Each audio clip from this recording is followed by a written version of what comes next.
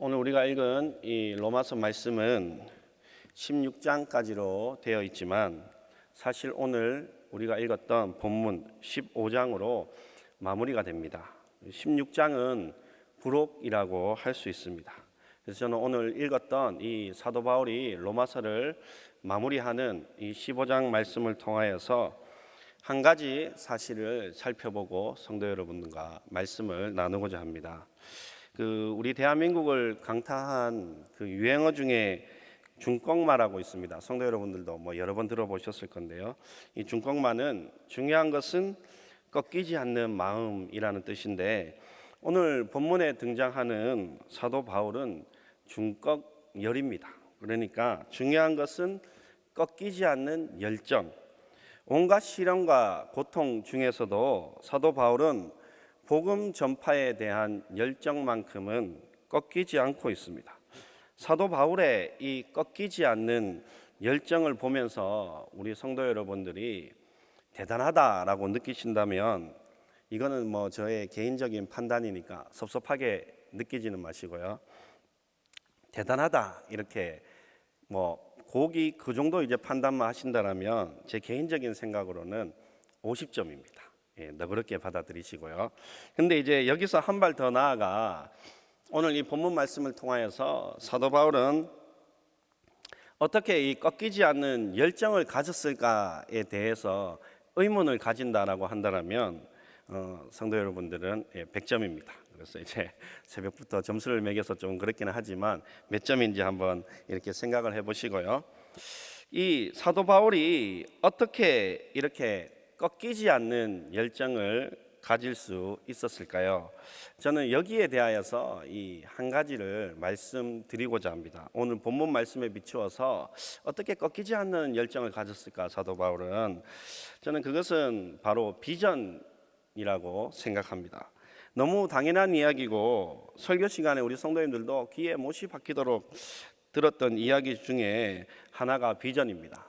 그래서 때로는 너무 식상한 단어로 들릴 수 있지만, 저는 오늘 이 설교를 준비하면서 꺾이지 않는 열정을 가지기 위해서는 이 비전이라는 것이 너무나 중요하구나라는 것을 발견했습니다. 편지를 이제 15장에서 너무나 이 아름답고, 학자들은 이 성경 중에 성경이라 모든 말씀이 하나님의 감동으로 되어서 중요하지만 학자들이 말하기를 성경 중에 성경이고 성경 중에 꽃이라고 하는 이 로마서 이 편지를 마무리하면서 사도 바울의 관심은 무엇입니까? 오늘 읽었던 22절에서 24절까지 말씀 제가 다시 한번 읽어드리겠습니다. 그러므로 또한 내가 너희에게 가려 하던 것이 여러 번 막혔더니 이제는 이 지방에 일할 곳이 없고, 또 여러 해 전부터 언제든 서바나로 갈 때에 너희에게 가기를 바라고 있었으니, 이는 지나가는 길에 너희를 보고 먼저 너희와 사귐으로 얼마간 기쁨을 가진 후에 너희가 그리로 보내주기를 바람이라, 이렇게 말씀하고 있습니다.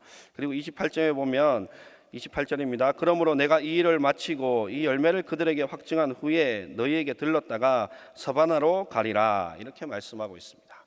여기서 등장하는 단어가 서바나입니다. 서바나. 이 당시에 서바나는 지금의 스페인 지역인데요, 땅끝입니다.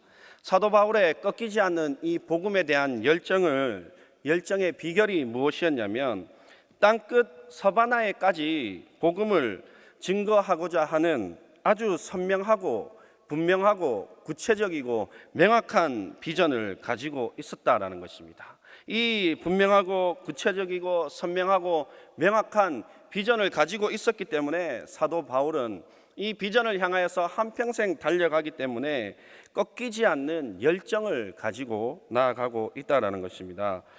사랑하는 성도 여러분, 성도 여러분들이 믿으실지는 모르겠지만 제가 열정에 관해서라면 둘째가라면 서러운 그런 사람이었습니다. 네, 아무도 안 믿으실 줄 알았습니다. 새벽에 앉아 계시는데 그런 사람이었는데요.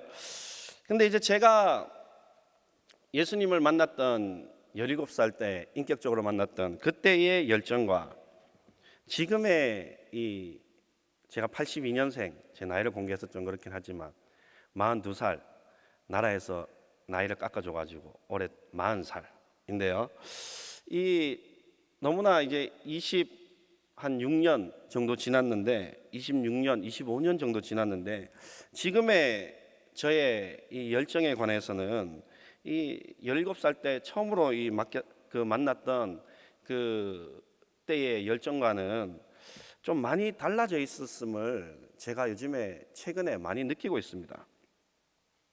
그러면서 이제 저도 한 가지 진단을 내리기를, 우리 모두가 신앙생활 할 때는 저 목사에게도 업앤다운이 있으니까 올라갈 때가 있으면 또 내려갈 때가 있고 신앙이 다 그러니까, 또 사도 바울은 나하고 비교할 수 없는 사람이니까, 특별한 사람이니까 이렇게 간단히 진단을 하고 넘어가려고 하였으나, 저는 오늘 본문 설교를 준비하면서 제가 열정이 이렇게 좀 많이 식어진 이유는 비전이 구체적이고 하나님께서 주신 비전이 선명하고 정말 하나님께서 주신 비전을 향하여서 꺾이지 않는 열정으로 달려가고자 하는 그러한 선명하고 구체적이고 명확한 비전이 많이 약해져 있다라는 것을 오늘 본문을 통하여서 저는 발견하게 되었습니다.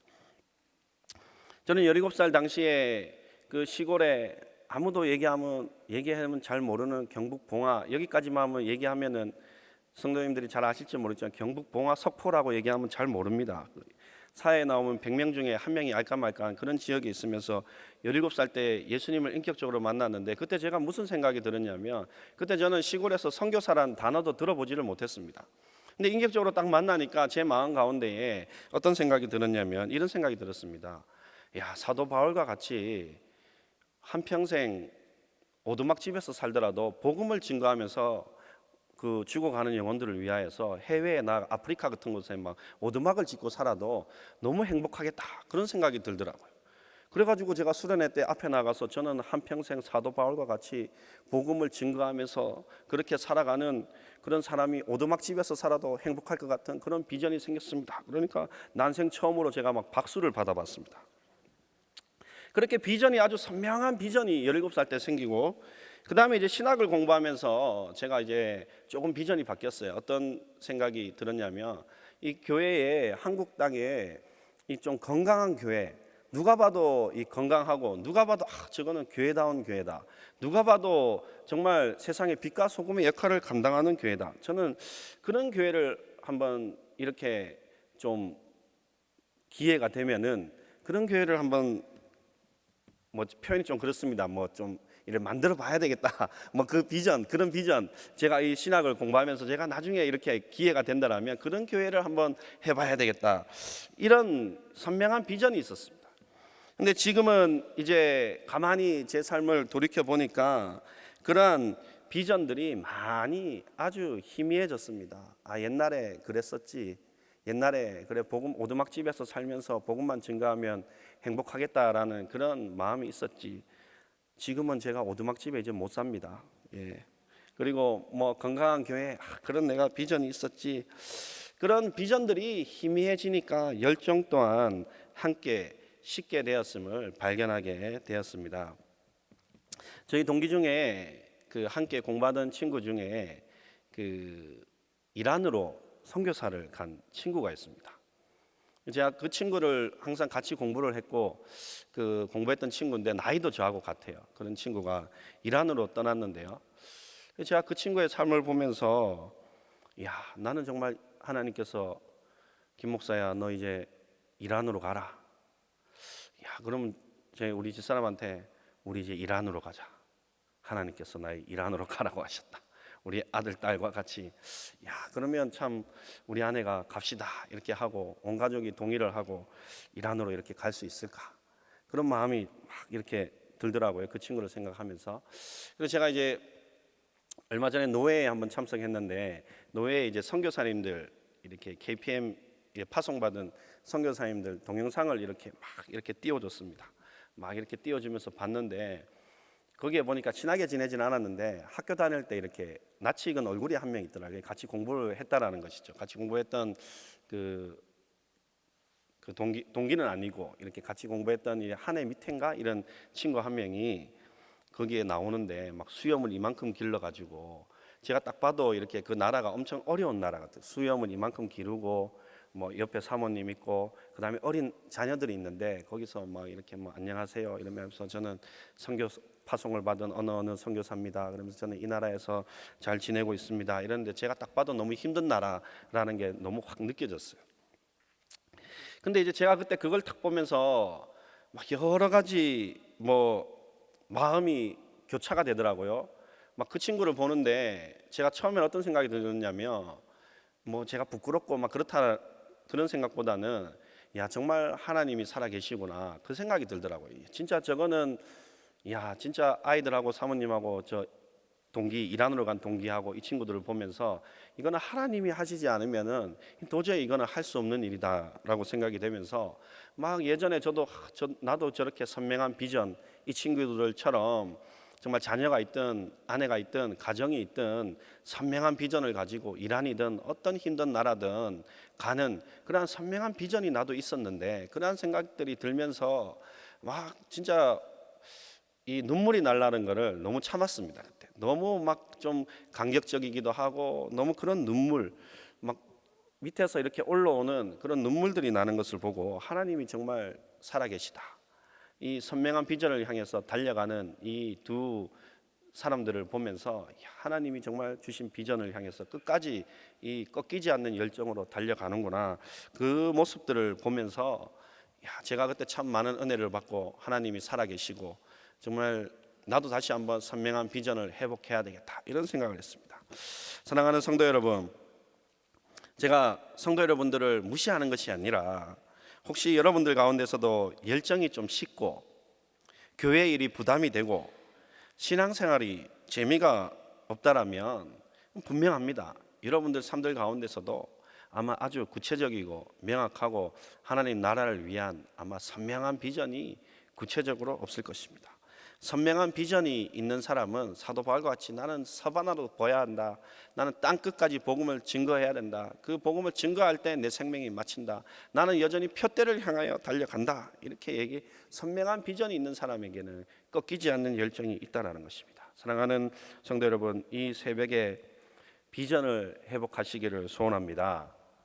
오늘 저는 이제 말씀을 마무리하면서 꿈과 비전의 차이에 대해서 말씀을 드리고 마무리하고자 합니다. 사랑하는 성도 여러분, 혹시 꿈과 비전의 차이에 대해서 아십니까? 꿈은 무엇이냐면 제가 예전에 설교 시간에 한번 들었는데 너무 와닿아서 한번 말씀을 드립니다. 꿈은 공부를 하나도 안 하면서 하나님 전교 1등하게 해주세요. 공부를 하나도 안 하면서 전교 1등하게 해주세요. 그러면 그게 꿈이에요. 그냥 꿈. 그냥 노력도 아무것도 안 하면서 하나님 이거 해주세요. 꿈인데, 근데 공부 1등을 하기 위하여서 피나는 노력을 하면서 하루에 쪽잠을 자고 잠도 4시간밖에 안 자면서 하나님 1등하게 해주세요 하면서 피나는 노력을 하면 그게 비전이라는 것입니다. 그래서 성도 여러분, 아주 선명한 비전을 가지셔서 꿈이 아니라, 여러분 꿈꾸는 사람이 아니라 아무 노력도 안 하면서 하나님 이런 꿈 저런 꿈 이런 게 아니라 선명한 비전을 가지고 그 비전을 향하여서 꺾이지 않는 열정으로 달려가시는 성도 여러분들이 되어야 됩니다. 제가 좋아하는 그 유도 선수 중에 김재범이라고 있습니다. 제가 예전에 한번 그 전도대 때 한번 말씀드린 기억이 있는데요. 이 김재범이라는 유도 선수가 그 인터뷰할 때 이런 인터뷰를 했습니다. 본인이 한평생 그 꿈, 비전이 올림픽에서 금메달을 따는 것인데, 근데 인터뷰 때 이런 얘기를 했습니다. 김재범이라는 선수가 2008년도 베이징 올림픽 때는 죽기 살기로 연습을 했더니 은메달을 땄습니다. 그래가지고 2012년도 런던 올림픽 때는 죽기 살기로 하지 아니하고 어떻게 했냐면 본인 인터뷰 때 이래 얘기했습니다. 죽기로 했더니 금메달을 땄다 이렇게 말했습니다. 사랑하는 성도 여러분, 우리가 비전이 있을 때는 죽기 살기로도 안 됩니다. 우리가 선명한 하나님의 비전이 주어진다면 죽기로 하게 되어 있다라는 것입니다. 사랑하는 성도 여러분, 여러분 삶 가운데 오늘 선명하고 아주 구체적이고 명확한 하나님께서 주신 그러한 비전을 회복하셔서 죽기 살기가 아닌 죽기로 그 비전을 따라가실 때에 여러분들은 사도 바울과 같이 아주 위대한 역사를 일으키고 위대한 하나님 나라의 확장에 쓰임받는 귀한 성도님들이 되실 줄로 믿습니다. 그래서 우리 사랑하는 성도 여러분들은 허황된 꿈을 꾸는 사람이 아니라 죽기로 비전을 향해 달려가는 귀한 우리 모든 포도원교회 성도 여러분들 되시기를 간절히 소원합니다.